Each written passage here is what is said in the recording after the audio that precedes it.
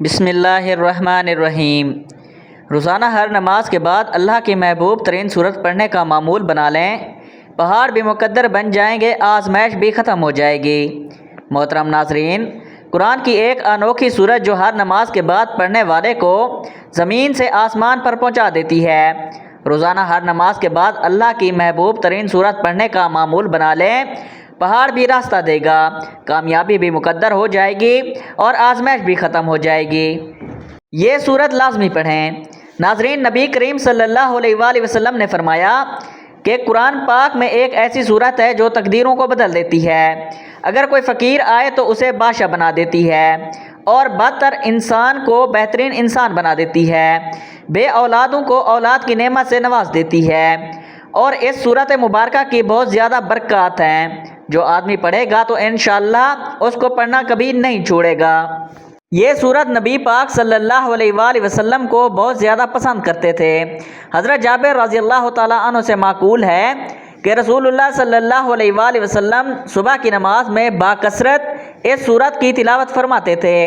ایک خاتون ام حشام بن حارث جو حضور پاک صلی اللہ علیہ وآلہ وسلم کی پڑوسن تھی، بیان کرتی ہیں کہ مجھے یہ صورت یاد ہی اس طرح ہوئی کہ میں جمعے کے خطبے میں اکثر آپ کی زبان مبارک سے اس صورت کو سنتی تھی۔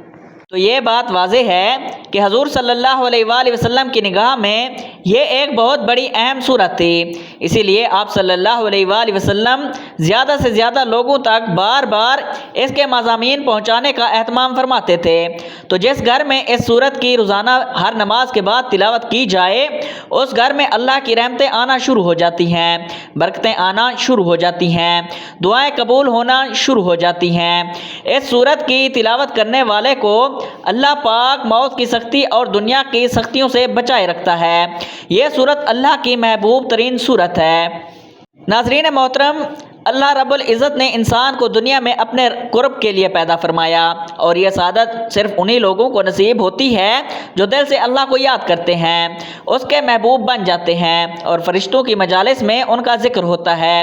ذکر الہی کی بے شمار اقسام ہیں، لیکن کچھ ایسے اذکار اور تسبیحات بھی ہیں جو خود رب تعالیٰ نے پسند فرمایا، اور جو بندہ ان کو پڑھتا ہے وہ اللہ کی خاص رحمت، محبت اور فضل کا مستحق بن جاتا ہے۔ اسی سلسلے میں آج ہم ایک ایسی لاڈلی صورت کا ذکر کرنے جا رہے ہیں جو عرش والوں کے لیے نزدیک بے حد محبوب ہے۔ جو شخص یہ صورت روزانہ ہر نماز کے بعد یا رات کو سونے سے پہلے پڑھ لیتا ہے، اس کے گھر میں اللہ کی خاص نظر رحمت پڑتی ہے، عرش پر ہلچل مچ جاتی ہے، اور فرشتے دوڑتے ہوئے اس کے گھر کا رخ کرتے ہیں۔ وہ فرشتے صرف اس لیے آتے ہیں تاکہ اس بندے کی صورت کو سنیں، اسی لیے دعا کریں اور اس کے گھر میں سکینت نازل ہو جائے۔ ناظرین، کیا آپ نے کبھی محسوس کیا ہے کہ رات کا وقت اللہ تعالیٰ کے سب سے قریب ہونے کا وقت ہے؟ یہی وہ لمحہ ہے جب انسان کی آوازیں خاموش ہو جاتی ہیں اور ہر طرف سکون طاری ہوتا ہے، اور انسان کا دل اپنے رب کی طرف متوجہ ہونے کے لیے سب سے زیادہ تیار ہو جاتا ہے۔ اسی وقت کی جانے والی دعائیں اور اذکار ایک خاص مقام رکھتی ہیں، کیونکہ اس وقت انسان کا دل دنیاوی آلائشوں سے ہٹ کر پاکیزگی کی طرف میل ہوتا ہے۔ یہی وجہ ہے کہ نبی کریم صلی اللہ علیہ وآلہ وسلم نے ہمیں رات کو سونے سے پہلے خاص اذکار اور دعائیں سکھائیں تاکہ ہم سونے سے پہلے اپنے دل کو اللہ کی یاد سے معطر کر لیں۔ اس لاڈلی صورت کے بارے میں بزرگ اولیاء کرام اور اہل معرفت کے اقوال سے پتہ چلتا ہے کہ یہ صورت ایسی ہے جو صرف دنیا میں سکون نہیں لاتی بلکہ آخرت میں بھی درجات بلند ہونے کا سبب بنتی ہے۔ جو بندہ اس کو دل سے پڑھتا ہے اس کے گناہ معاف کر دیے جاتے ہیں، اس کی دعائیں قبول ہوتی ہیں، اور سب سے بڑھ کر یہ کہ اس کے دل میں اللہ تعالیٰ کی خاص محبت پیدا ہو جاتی ہے، ایسی محبت جو کبھی بازار میں نہیں ملتی، کسی کاغذ پر نہیں لکھی جا سکتی، بلکہ صرف اللہ کے خاص بندوں کے لیے دل میں بسائی جاتی ہے۔ فرشتے ہر رات زمین پر نازل ہوتے ہیں، بعض دعائیں سننے آتے ہیں، بعض اذکار کرنے والوں کے پاس آتے ہیں اور بعض گھر والوں کو رحمتوں سے بھرنے کے لیے اترتے ہیں۔ وہ گھر جن میں تسبیح تحلیل کی آوازیں بلند ہوتی ہیں ان میں فرشتے قیام کرتے ہیں، شیطان وہاں سے دوڑ بھاگتا ہے اور اللہ کی خاص رحمتیں ان کے گھروں میں نازل ہوتی ہیں۔ ایسے ہی ایک صورت ہے کہ اگر کوئی بندہ سچے دل سے پڑھ لے تو فرشتے اس کے لیے عاجزی سے دعا کرتے ہیں، اس کے رزق میں وسعت کی دعائیں کرتے ہیں اور اس کے تمام غموں کا خاتمہ کرنے کی التجا کرتے ہیں۔ ناظرین، آج انسان پریشانی، بے سکونی، معاشی مسائل، بیماریوں اور دل کی بے چینی کا شکار ہے۔ لاکھوں لوگ ایسے ہیں جنہیں نیند نہیں آتی، دل بوجھل رہتا ہے، آنکھوں سے آنسو بہتے ہیں یا سینہ تنگی کا شکار ہوتا ہے۔ ان تمام روحانی اور جسمانی بیماریوں کا حل ذکر الہی میں ہے اور خاص طور پر رات کو سونے سے پہلے کی جانے والی عبادتوں اور اذکار میں ایسی طاقت ہیں جو انسان کو باطن سے بھی پاک کر دیتی ہیں اور ظاہر بھی نور سے بھر دیتی ہیں۔ یہ صورت ایسی ہے کہ اس کو پڑھنے والے کے لیے فرشتے نہ صرف دعائیں کرتے ہیں بلکہ اللہ کے عرش پر اس کا ذکر کرتے ہیں۔ اللہ فرماتا ہے، میرے بندے نے مجھے یاد کیا، میں بھی اسے یاد کرتا ہوں۔ سبحان اللہ، کیسا مقام ہے اس بندے کا جسے رب کائنات یاد کرے، جس کا ذکر عرش پر ہو، جس کے گھر میں فرشتے دوڑ کر آئیں۔ یاد رکھیں، یہ تسبیح کوئی معمولی چیز نہیں بلکہ اہل دل، اہل معرفت اور اللہ کے خاص بندوں کی پہچان ہے۔ اس کو معمول بنا لینے والے شخص صرف دنیا میں ہی نہیں بلکہ قبر میں، حشر میں یہ صورت اس کے لیے نور کا باعث بنے گی، اس کے قدموں کو مضبوطی دے گی اور قربت عطا کرے گی۔ اللہ کے بندوں، گناہوں اور لاپرواہی سے دل زنگ آلودہ ہو جاتے ہیں اور استغفار اور ذکر سے دلوں کو جلا ملتی ہے۔ چنانچہ ذکر الہی کے ذریعے غموں کو دور کیا جاتا ہے، مصائب کو ٹال دیا جاتا ہے اور مشکلات کو حل کیا جاتا ہے۔ ذکر الہی دلوں کو جلا بخشتا ہے، انہیں محفوظ کرتا ہے، ان بیماریوں میں دوا کا کام کرتا ہے۔ ذکر و اذکار میں سب سے عظیم ذکر رب الہی کی تسبیح ہے، کیونکہ یہ کائنات میں سب سے معزز مقام کے حامل فرشتوں کا ذکر ہے۔ ارشاد باری تعالیٰ ہے، وہ دن رات تسبیح بیان کرتے ہیں اور ذرا سی سستی نہیں کرتے۔ تو یہ تمام چھوٹی اور بڑی مخلوق کا ذکر ہے، یہ بندے کے لیے سخت حالات اور تکلیف کا سامنا کرنے کے لیے بہترین ہتھیار ہے۔ محترم ناظرین، آج آپ کی خدمت میں ایک ایسی پیاری صورت لے کر آئے ہیں جو نبی کریم صلی اللہ علیہ وآلہ وسلم کو دنیا جہاں کی ہر چیز سے پیاری ہے، کہ جس کو زیادہ سے زیادہ پڑھنے سے انسان کی تمام مشکلات، اس کی پریشانیاں، اس کی تنگ دستی دور ہو جاتی ہے، اس کے گھر میں خوشحالی آ جاتی ہے، اس کو ہر میدان میں فتح کامیابی نصیب ہوتی ہے، وہ رزق کی تنگی سے دور ہو جاتا ہے، کیونکہ اس صورت کی تلاوت کرنے سے اللہ تعالیٰ اس کو اتنا رزق دیتا ہے کہ اس کی نسلیں در نسلیں تک رزق کا سلسلہ شروع ہو جاتا ہے۔ یہ قرآن پاک کی بہت ہی پیاری صورت ہے جس کو پڑھنے والا کبھی مایوس نہیں ہوا۔ اس کو اللہ تعالیٰ نے ہر وہ چیز خوشی سے عطا کی ہے جس کی اس نے دل میں خواہش کی ہے۔ انسان جو کہ ناشکرا ہے، اس کو جتنا بھی عطا کر دیا جائے اس کے اندر حرص اور لالچ اتنا ہی زیادہ جنم لیتے ہیں۔ جب اس کو اللہ پاک کی طرف سے نعمتیں ملنے لگیں تو اس کے دل میں خواہش پیدا ہو جاتی ہے کہ اللہ تعالیٰ مجھے مزید بھی نوازے، مجھے فلاں نعمت بھی عطا کرے اور مجھے فلاں نعمت بھی دے دے۔ تو یہ قرآن پاک کی ایک ایسی صورت کا مجرب عمل ہے کہ جس کو پڑھنے والے کے دل کی خواہشات کو اللہ تعالیٰ اپنے کون سے تکمیل فرما دیتا ہے۔ یہ صورت حضرت محمد صلی اللہ علیہ وآلہ وسلم پر کب اور کیسے نازل ہوئی، اس حوالے سے آگے ایک واقعہ بیان کیا گیا ہے، جس کے لیے گزارش ہے کہ ویڈیو کو آخر تک لازمی دیکھیے گا تاکہ آپ کو اس کی اہمیت اور اس کے نزول کا علم ہو جائے۔ یہ صورت ایسی صورت ہے کہ انسانی زندگی کے کسی میدان میں بھی ناکام نہیں رہے گا، اس کو ہر میدان میں، ہر کام میں، زندگی کا کوئی بھی مقصد ہو اس میں کامیابی نصیب ہوگی۔ محترم ناظرین، اللہ تعالیٰ نے حضرت محمد صلی اللہ علیہ وآلہ وسلم کی مقدس ہستی کو تمام انسانوں کے لیے رحمت للعالمین بنا کر بھیجا۔ اللہ پاک فرماتے ہیں کہ بے شک ہمارے پاس اللہ کی طرف سے ایک نور ہے، یعنی حضرت محمد صلی اللہ علیہ وآلہ وسلم، اور ایک روشن کتاب قرآن مجید۔ حضور نبی کریم صلی اللہ علیہ وآلہ وسلم کی پسند ناپسند ہر مسلمان کے لیے بہت زیادہ اہمیت رکھتی ہے، کیونکہ اس محاذ پر اس کی کامیابی یا ناکامی کا انحصار ہے۔ یعنی اگر آپ حضور پاک صلی اللہ علیہ وآلہ وسلم کی پسندیدہ چیزوں سے، پسندیدہ کاموں سے پیار کریں گے، ان کو پسند کریں گے، اور آپ حضور صلی اللہ علیہ وآلہ وسلم کی طرز زندگی کو اپنائیں گے، آپ صلی اللہ علیہ وآلہ وسلم کی پسند ناپسند کا خیال رکھیں گے، تو اللہ پاک آپ کو عزت، دولت، شہرت، کامیابی اور دنیا کی ہر چیز سے نوازیں گے۔ اور جن چیزوں سے حضور نبی کریم صلی اللہ علیہ وآلہ وسلم دور رہتے تھے، جنہیں ناپسند کرتے تھے، تو آپ بھی اگر ان چیزوں کو ناپسند کریں گے، ان سے دور رہیں گے، تو اسی طرح بھی اللہ پاک آپ کی زندگی کو کامیابی سے ہمکنار کریں گے اور آپ کی زندگی سے پریشانیوں اور غموں کو انشاءاللہ تعالی دور کر دیں گے، دونوں جہانوں میں بلند مقام عطا فرمائیں گے۔ محترم ناظرین، ہم بہت کچھ چاہتے ہیں، کسی کی خواہش ہوتی ہے کہ سب کچھ دیکھتے ہی دیکھتے بدل جائے، یعنی حالات ایسے موقف ہو جائیں گویا کبھی ناموقف تھے ہی نہیں۔ کسی کے دل میں یہ تمنا انگڑائیاں لیتی رہتی ہے کہ روٹھے ہوئے ہیں وہ پل بھر میں مان جائیں، یعنی ایسا خود بخود ہو جائے، انہیں کچھ نہ کرنا پڑے۔ کوئی چاہتا ہے کہ اس کی دنیا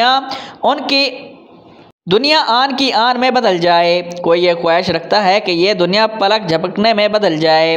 ہمیں پتہ ہی نہیں اور بھی کیا کیا چاہتے ہیں۔ کچھ بھی چاہنے میں کوئی قباحت نہیں، ساری قباحت اس بات میں ہے کہ کبھی ہم سبھی کچھ کسی عرقۂ مرحلے سے گزریں، یعنی اور فوری طور پر، یعنی آن کی آن میں چاہتے ہیں۔ دنیا میں کہیں بھی ایسا ہوا کہ کوئی معاملہ راتوں رات کچھ نہ کچھ ہو گیا ہو؟ ہمیں بہت کچھ بہت تیزی سے بدلتا دکھائی دیتا ہے۔ یہ بھی محض غلط بصر یعنی آنکھوں کا دھوکہ ہے، کیونکہ ہر تبدیلی چند عوامل کے طویل عمل کا نتیجہ ہوتی ہے۔ یہ ایک ایسی حقیقت ہے جس سے انکار کسی بھی صورت ممکن نہیں۔ ہمیں جو کچھ بھی دکھائی دیتا ہے وہ لازمی طور پر ویسا نہیں ہوتا جیسا دکھائی دے رہا ہوتا ہے۔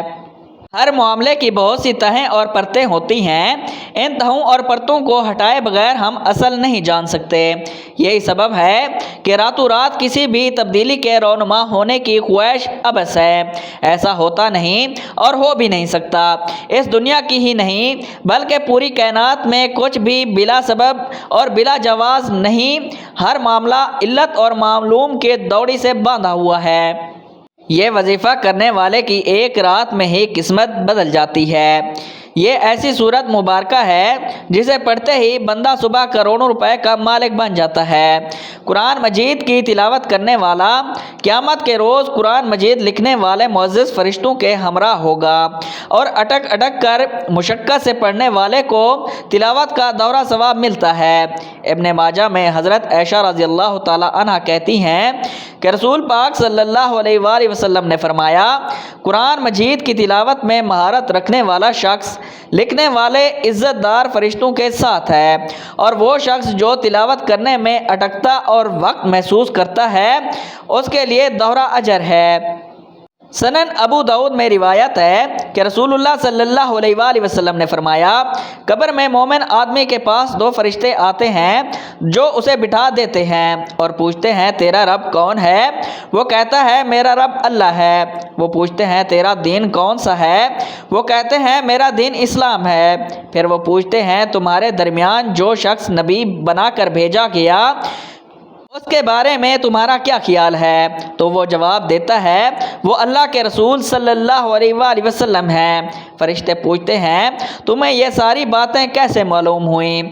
تو وہ آدمی کہتا ہے میں نے اللہ کی کتاب سے پڑھا، یعنی قرآن پاک سے پڑھا، اس پر ایمان لایا اور اس کی تصدیق کی۔ تو یہ ہے دنیا میں قرآن پڑھنے کی فضیلت اور فوائد کہ جو بندہ دنیا میں قرآن پڑھتا ہے اس کو نہ صرف دنیا میں فائدے ملتے ہیں بلکہ آخرت میں بھی وہ شخص کامیاب ہوتا ہے۔ تو ناظرین، یہ صورت ہے کہ جس کی تلاوت روز محشر اللہ پاک خود تلاوت فرمائیں گے۔ اس کی زیادہ سے زیادہ تلاوت کرنے سے اللہ پاک آپ سے خوش ہوں گے۔ فرشتے دن رات آپ کے لیے دعائیں کریں گے اور راتوں رات آپ کی قسمت بدل جائے گی۔ محترم ناظرین، اگر آپ بھی غربت کا شکار ہیں، تنگ دستی کا شکار ہیں، گھر کے حالات خراب ہیں، تو آج کا یہ وظیفہ آپ نے کر لینا ہے۔ انشاءاللہ تعالی اللہ کے حکم سے یہ قرآن پاک کی سورت کا جو وظیفہ ہے، اللہ رب العزت اس عمل کی برکت سے آپ کو ایسی عزتیں عطا فرمائے گا، ایسی دولتیں عطا فرمائے گا، ایسی شانیں آپ کو عطا فرمائے گا کہ آپ راضی ہو جائیں گے۔ معاشرے میں آپ کی عزت ہوگی۔ جیسے میں بتاؤں گا ویسے ہی آپ نے صرف ایک مرتبہ اس عمل کو کر لینا ہے۔ ناظرین، آج کا وظیفہ ایسا مجرب، آمازودہ اور باکمال وظیفہ ہے۔ یہ وظیفہ آپ کریں گے تو آپ مالا مال ہو جائیں گے، کیونکہ اس صورت کا وظیفہ رزق میں برکت کے لیے بہت ہی مجرب ہے۔ ناظرین، شریعت اسلامیہ میں مساکین اور غریبوں کو کھانا کھلانے اور ان کی دنیاوی ضرورتوں کو پورا کرنے کی بار بار ترغیب و تعلیم دی گئی ہے۔ حضور اکرم صلی اللہ علیہ وآلہ وسلم سے سوال کیا گیا کہ اسلام میں کون سا عمل زیادہ افضل ہے؟ آپ نے فرمایا، لوگوں کو کھانا کھلانا اور ہر شخص کو سلام کرنا، خواہ اسے پہچانتے ہو یا نہیں پہچانتے ہو۔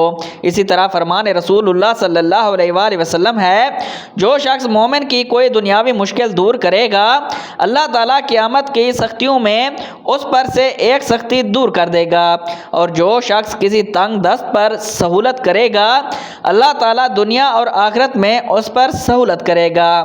جب تک بندہ اپنے بھائی کی مدد میں لگا رہتا ہے، اللہ تعالیٰ بھی اس کی مدد میں رہتا ہے۔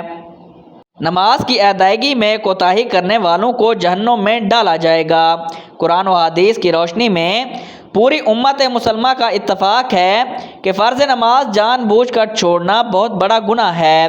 شریعت اسلامیہ میں چوری کرنے اور شراب پینے بھی بڑا گناہ نماز کا ترک کرنا ہے۔ نماز میں کوتاہی کرنے والوں کی سزا کے متعلق قرآن کی آیات پیش ہے۔ ان نمازیوں کے لیے خرابی ہے اور وہی ناکام جہنم کی آگ ہے جو نماز سے غافل ہیں۔ اس سے وہ لوگ مراد ہیں جو نماز یا تو پڑھتے ہی نہیں، یا پڑھتے رہتے ہیں پھر سست ہوں گے، یا جب جی چاہتا ہے پڑھ لیتے ہیں، یا تاخیر سے پڑھنے کا معمول بنا لیتے ہیں۔ یہ سارے مفہوم اس میں آ جاتے ہیں۔ اسی لیے نماز کی مذکورہ ساری کوتاہیوں سے بچنا چاہیے۔ پھر ان کے بعد ایسے ناخلف پیدا ہوئے کہ انہوں نے نماز ضائع کر دی اور نفسانی خواہش کے پیچھے پڑ گئے، وہ غیبی جہنم کی وادی میں ڈالے جائیں گے۔ محترم ناظرین، یہ ایک ایسی صورت ہے جس کے ذریعے آپ بوریاں بھر بھر کے دولت اکٹھی کر سکتے ہیں۔ اگر آپ رزق کے لیے بھاگ بھاگ کر تھک چکے ہیں، آپ کی دکان ہے یا آپ کوئی نوکری کر رہے ہیں اور دن رات کی محنت کے باوجود آپ کے پاس اتنی دولت نہیں کہ آپ اپنا گھر والوں کا اچھی طرح خیال رکھ سکیں، تو یہ صورت آپ کے پاس اتنی دولت لے کے آئے گی کہ آپ امیر ترین لوگوں میں شامل ہوں گے۔ اللہ تعالیٰ پر یقین اور اعتماد مضبوط رکھیے، کیونکہ خدا پر مکمل اعتماد کرنے والوں کی محنت کبھی ضائع نہیں ہوتی۔ محترم ناظرین، جو انسان یہ صورت ہر نماز کے بعد پڑھے، اللہ پاک اس کو وہاں سے دولت اور رزق عطا کرتے ہیں جہاں سے اس نے کبھی سوچا بھی نہیں ہوتا۔ میری وہ بہن اور وہ بھائی جس کے گھر میں بہت زیادہ غریبی ہے، گھر کے مالی حالات خراب ہیں، گھر میں رزق میں تنگی آ چکی ہے، گھر میں کہیں سے پیسہ نہیں آ رہا، جن کے ہاتھوں میں پیسہ نہیں ٹکتا، جیب پیسوں سے خالی ہے، اور جن کو کوئی بڑے سے بڑا پیسوں کا مسئلہ درپیش ہے اور وہ کہیں سے مدد مانگ رہے ہیں لیکن کہیں سے ان کا مسئلہ حل نہیں ہو رہا، تو یہ وظیفہ کر لیں، انشاءاللہ ان کے تمام مسائل حل ہو جائیں گے۔ محترم ناظرین، اللہ تعالیٰ نے انسان کو دنیا میں آزمائش کے لیے بھیجا، پر ان آزمائشوں میں سے ایک آزمائش مال و دولت کی کمی اور غربت ہے، لیکن اسلام نے نہ صرف اس مسئلے کی حقیقت کو بیان کیا بلکہ اس سے بچنے اور نجات پانے کے لیے بھی واضح اور مؤثر رہنمائی فرمائی ہے۔ قرآن مجید اور احادیث نبوی میں محتاجی سے بچنے کے لیے کئی روحانی عمل اور اخلاقی طریقے بیان کیے گئے ہیں جن میں عمل کر کے انسان دنیا میں عزت کے ساتھ زندگی گزار سکتا ہے اور آخرت میں سرخرو ہو سکتا ہے۔ ہمارا آج کا وظیفہ بھی غربت و تنگ دستی میں ہاتھ پھیلا کر مانگنے کی بجائے اس سورت کو 7 بار پڑھنے کا وظیفہ ہے۔ جو اس سورت کو 7 بار پڑھ لیتا ہے اللہ تعالیٰ اس کو کسی کا محتاج نہیں ہونے دیتا، اور جو اللہ تعالیٰ کے دیے ہوئے پر شکر ادا کرتا ہے تو اللہ تعالیٰ اس کو مزید عطا فرماتا ہے، اور جو صبر سے کام لیتا ہے، ان وظائف کو، ان اعمال کو اپنی زندگی کا حصہ بنا لیتا ہے تو اللہ تعالیٰ اس کی محتاجی کو دور کرتے ہوئے اس کی ہر خواہش کو پورا کر دیتا ہے، اس کو مال و دولت، رزق وافر مقدار میں عطا کرتا ہے، اس کو کسی کے آگے ہاتھ پھیلانے کی ضرورت نہیں پڑتی۔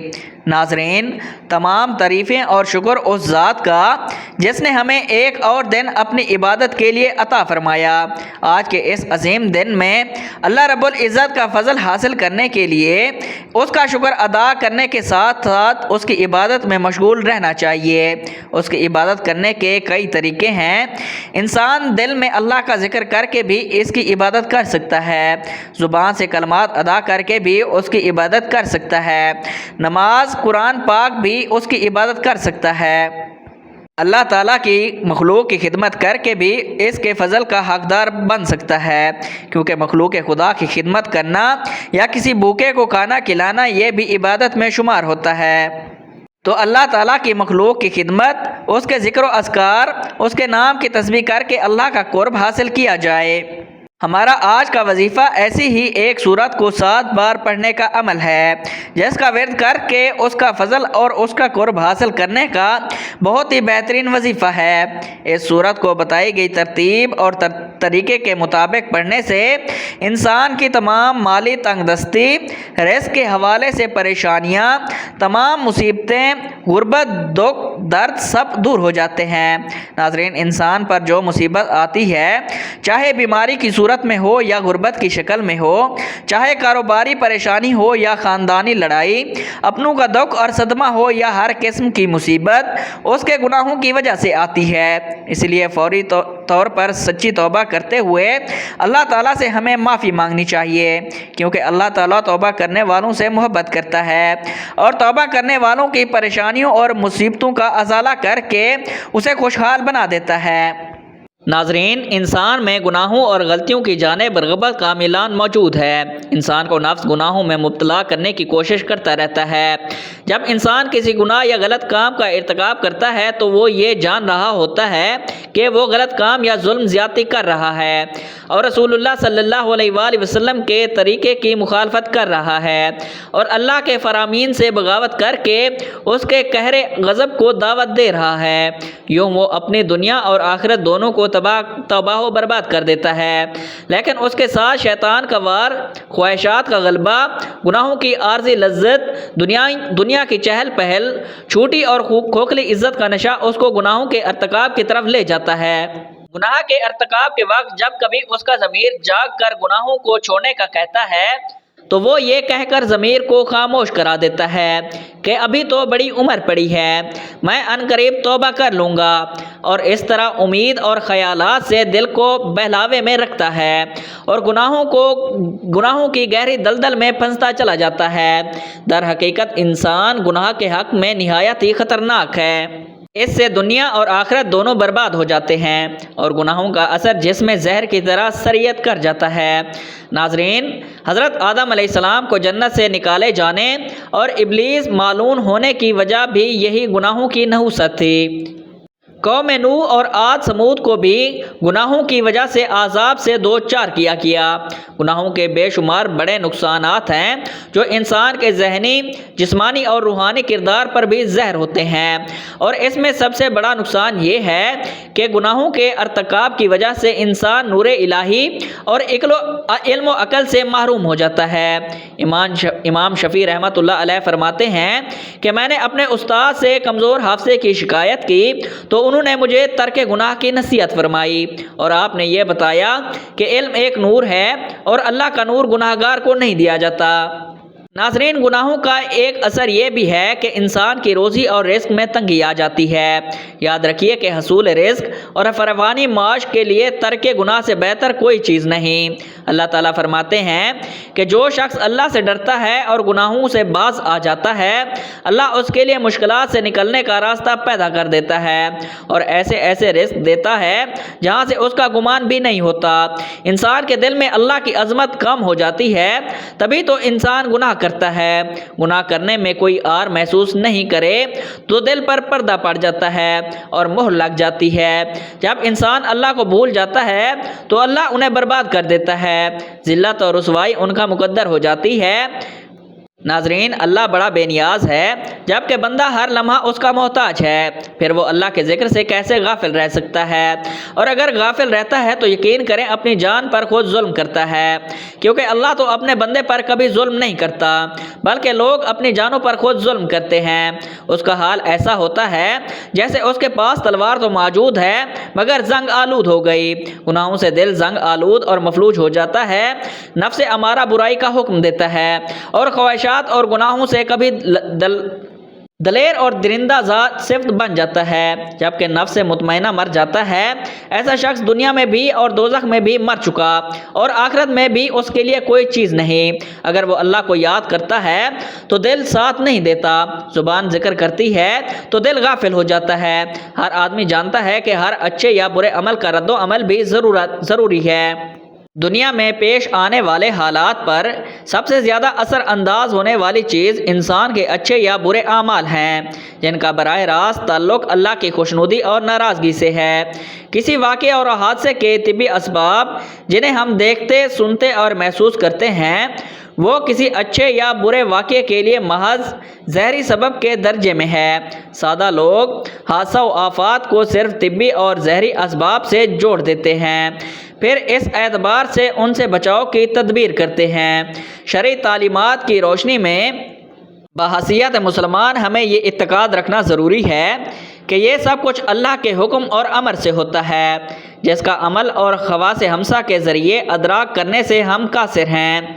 वही अल्लाही और अंबिया अलैहिस्सलाम के ज़रिए अल्लाह ताला ने जज़ा व सज़ा का जो निज़ाम समझाया है वो हमें गैबी निज़ाम के बारे में आगाह करता है, और यह किसी भी वाक़े और हादसे का असल और हकीकत सबब अल्लाह ताला की रज़ामंदी या नाराज़गी से है। अल्लाह ताला ने हालात को ख्वाह अच्छे हों या बुरे इंसान के आमाल से जोड़ा और वाबस्ता फरमाया। चुनाचा इंसान के नेक और बुरे आमाल की नौयत के एतबार से अहवाल मुरतब होते हैं। सेहत व मर्ज़, कर्ज़ व नुकसान का, कामयाबी व नाकामी, खुशी गमी, बारिश और खुश साली, महंगाई, अमराज, ज़लज़ला, तूफ़ान, सैलाब वगैरह। नाज़रीन, ये सब हमारी बदअमाली का नतीजा होते हैं। इन सब अहवाल के ज़हरी असबाब कुछ भी होंगे मगर हकीकी असबाब हमारे नेक और बदआमाल होते हैं। नाज़रीन, इसी तरह के खौफनाक वाक़ियात इनफरादी हों या इज्तमाई, दरअसल अल्लाह की तरफ से अलार्म और तंबिया होते हैं ताकि इंसान अपने आमाल का मुहासबा करे और गफलत के दिल को जंबिश देने में कामयाब हो जाए। जब भी मैं कहता हूँ अल्लाह ताला मेरा हाल देखे तो हुक्म होता है अपना नामा अमाल देख। दुनिया में पेश आने वाले अच्छे या बुरे वाक़ियात से हासिल होने वाले इंसानी तजुर्बात भी इसी पर शायद हैं कि बहुत से लोगों और कौमों पर अल्लाह ताला की नाफरमानी की वजह से दुनिया ही में मुख्तलिफ़ किस्म के आज़ाब आए। मसलन कोई मसख किया गया, कोई ज़मीन में धंसाया गया, कोई दरिया में गर्क किया गया, कोई तूफ़ान की नज़र हुआ। इंतबाशुदा अक़वाम की बस्तियों के खंडरात आज भी इस हकीकत पर मबनी हैं। अल्लाह ताला ने कुरान मजीद और हजूर अलैहिस्सलातु वस्सलाम ने हदीस मुबारका में आमाल की हस्बे नोयत इस बात को जैसी करनी वैसी भरनी के मुख्तलिफ़ पहलू और तरीक़ा से बयान फरमाया। उम्मत को बदआमालियों के बुरे नताइज से आगाह फरमाया और इस्लाह का हुक्म दिया। चुनाचा कुछ गलतियाँ होती हैं जो रिस्क को कम करने का बायस बनती हैं और लोग इन मुश्किलात का शिकार होते हैं। तो आज हम आपको ऐसी चीज़ों के बारे में बताने वाले हैं कि वो कौन कौन सी आम गलतियां हैं जो हमारे रिस्क में मुश्किलात पैदा कर देती हैं और अल्लाह ताला हमारा रिस्क तंग कर देता है। آپ کو حدیث مبارکہ کی روشنی میں بتائیں گے کہ کس وجہ سے اللہ تعالیٰ انسان کا رزق کم کر دیتا ہے۔ اس کے بعد کچھ کام ضروری کرنے ہوں گے جو آپ کے لیے آسانیاں پیدا کریں گے۔ جتنا چاہیں کر سکتے ہیں۔ اللہ تعالیٰ کا نام لیں، اللہ تعالیٰ سے دعا مانگتے رہیں تو بے شمار نعمتیں اللہ پاک آپ کو عطا فرما دے گا۔ سب سے پہلا عمل یہ ہے کہ جوتے پہن کر یا کھڑے ہو کر یا ننگے سر کھانا کھانا رزق میں کمی کا باعث بنتا ہے۔ ناظرین، بہت سے لوگ جوتے پہن کر کھانا کھا رہے ہوتے ہیں یا جلدی جلدی میں کھڑے ہو کر کھانا کھا رہے ہوتے ہیں۔ ہم بہت سی ایسی خواتین کو بھی دیکھتے ہیں جو ننگے سر بھی کھانا کھا رہی ہوتی ہیں۔ مثلاً ہمارے گھروں میں بھی عورتیں ننگے سر کھانا کھا رہی ہوتی ہیں اور کھانا دے بھی رہی ہوتی ہیں، جس کی وجہ سے ہمارے گھروں کا رزق تنگ کر دیا جاتا ہے۔ ناظرین، دوسری وجہ یہ ہے کہ بیت الخلاء میں ننگے سر جانا بھی ہمارے رزق میں کمی کا باعث بنتا ہے۔ عام طور پر دیکھا جاتا ہے کہ جب خواتین بیت الخلاء میں جاتی ہیں تو ان کا سر ننگا ہوتا ہے۔ یہی ننگا سر ان کے رزق میں تنگی کا باعث بنتا ہے۔ اس بات سے خواتین کو گریز کرنا چاہیے کیونکہ اس سے رزق میں تنگی پیدا ہو جاتی ہے۔ ایک زمانہ تھا جب مہمانوں کو رحمت سمجھا جاتا تھا، مگر آج کل کے دور میں مہمانوں کو زحمت سمجھا جاتا ہے۔ یہ عادت، یہ سوچ، یہ خصلت بھی گھروں میں معاشرے میں رزق کی تنگی کا باعث بن رہی ہے، بلکہ بن چکی ہے۔ تو ہمیں چاہیے کہ مہمانوں کو رحمت سمجھیں کیونکہ مہمان اللہ پاک کی طرف سے رحمت لے کر آتا ہے۔ ناظرین، یہ کچھ ضروری باتیں تھیں جو میں نے آپ سے عرض کی ہیں۔ آپ انہیں سمجھیں اور ان پر عمل کریں۔ محترم ناظرین، آج کا وظیفہ پیارے کلام پاک سے ایک ایسی سورت کے پڑھنے کا وظیفہ ہے کہ جو اس سورت کو صرف 7 بار ہر نماز کے بعد پڑھ لیتا ہے تو اس کے جتنے بھی مسائل ہیں، بڑی سے بڑی مشکل ہو اور بڑی سے بڑی پریشانی ہو، آپ کی کوئی بھی حاجت یا مراد ہو، اس سورت کا وظیفہ پڑھ کر اللہ تعالیٰ سے جو بھی مانگیں گے انشاءاللہ تعالیٰ آپ کو وہ عطا کرے گا۔ آپ کو کسی سے مانگنے کی ضرورت نہیں پڑے گی، کسی کے آگے ہاتھ پھیلانے کی ضرورت نہیں پڑے گی۔ روزانہ ہر نماز کے بعد اللہ کی محبوب ترین سورت پڑھنے کا معمول بنا لیں، پہاڑ بھی راستہ دے گا، کامیابی بھی ملے گی اور آزمائش بھی ختم ہوگی۔ ناظرین، اب ہم جان لیتے ہیں کہ کیا پڑھنا ہے اور کیسے پڑھنا ہے۔ ناظرین، روزانہ ہر نماز کے بعد باوضو مصلی پر بیٹھ کر آپ نے سب سے پہلے نبی کریم صلی اللہ علیہ وآلہ وسلم کی ذات مبارکہ پر درود پاک پڑھنا ہے۔ درود پاک آپ چاہیں تو مختصر والا یعنی صلی علی محمد پڑھ لیں یا صلی اللہ علیہ وآلہ وسلم پڑھ لیں۔ یاد رکھیں، اگر آپ درود ابراہیمی پڑھتے ہیں تو یہ زیادہ فضیلت اور زیادہ افضل ہے۔ درود پاک پڑھنے کے بعد آپ نے سب سے پہلے اپنے خاص مقصد کی نیت کرنی ہے۔ جب آپ نیت کر لیں تو فوری طور پر آپ نے ایک بار اعوذ باللہ من الشیطان الرجیم اور بسم اللہ الرحمن الرحیم پڑھ کر وظیفے کا آغاز کرنا ہے۔ محترم ناظرین، لوگوں کے سامنے ہاتھ پھیلانا چھوڑ دو۔ جو انسان ہر نماز کے بعد یہ سورت 7 بار پڑھتا ہے اس کا گھر دولت سے بھر جاتا ہے۔ محترم ناظرین، جو انسان یہ سورت 7 بار پڑھتا رہے گا اللہ پاک اس کو وہاں سے دولت اور وہاں سے رزق عطا کرتے ہیں جہاں سے اس نے کبھی سوچا بھی نہیں ہوتا۔ میری وہ بہن اور وہ بھائی جس کے گھر میں بہت زیادہ غریبی ہے، گھر کے مالی حالات خراب ہیں، گھر میں رزق کی تنگی آ چکی ہے، گھر میں سے پیسہ نہیں آ رہا، جن کے ہاتھوں میں پیسہ نہیں ٹکتا، جیب پیسے سے خالی ہے اور جن کو کوئی بڑے سے بڑا پیسوں کا مسئلہ درپیش ہے، وہ کہیں سے مدد مانگ رہے ہیں لیکن کہیں سے ان کا مسئلہ حل نہیں ہو رہا۔ انہوں نے کرنا یہ ہے کہ سب سے پہلے آپ نے درود پاک پڑھنا ہے۔ ایک بار ثواب کی نیت سے میرے ساتھ بھی درود پاک پڑھ لیں۔ بسم اللہ الرحمن الرحیم۔ اللہم صلی علی محمد وعلی آل محمد کما صلیت علی ابراہیم وعلی آل ابراہیم انک حمید مجید۔ اللہم بارک علی محمد وعلی آل محمد کما بارکت علی ابراہیم وعلی آل ابراہیم انک حمید مجید۔ ناظرین، نماز کے بعد یہ ایک خاص سورت کو پڑھ کر جو بھی اللہ سے مانگا جائے وہ مل جاتا ہے۔ آپ نے کرنا یہ ہے جیسے نماز ادا کر لیں آپ نے جائے نماز پر بیٹھے بیٹھے یہ عمل کرنا ہے۔ آپ نے 7 مرتبہ قرآن پاک کی یہ سورت فاتحہ پڑھنی ہے۔ آپ نے اس کو ہر نماز کے بعد 7 مرتبہ پڑھنا ہے۔ بسم اللہ الرحمن الرحیم۔ الحمدللہ رب العالمین الرحمن الرحیم مالک یوم الدین ایاک نعبد و ایاک نستعین اہدنا الصراط المستقیم صراط الذین انعمت علیہم غیر المغضوب علیہم ولا الضالین۔ یہ سورت پڑھنے کے بعد حسبی اللہ و نعم الوکیل کی ایک تسبیح 100 مرتبہ پڑھنی ہے۔ اول آخر آپ نے درود پاک پڑھنا ہے۔ اگر یہ عمل آپ نے نماز عشاء کے بعد کر لیا تو یقین کیجئے جو بھی بڑے سے بڑا مالی مسئلہ ہوگا وہ حل ہو جائے گا۔ اللہ پاک آپ کے گھر میں غیبی بارش عطا فرما دیں گے اور وہاں سے رزق ملے گا جہاں سے آپ نے کبھی سوچا بھی نہیں ہوگا۔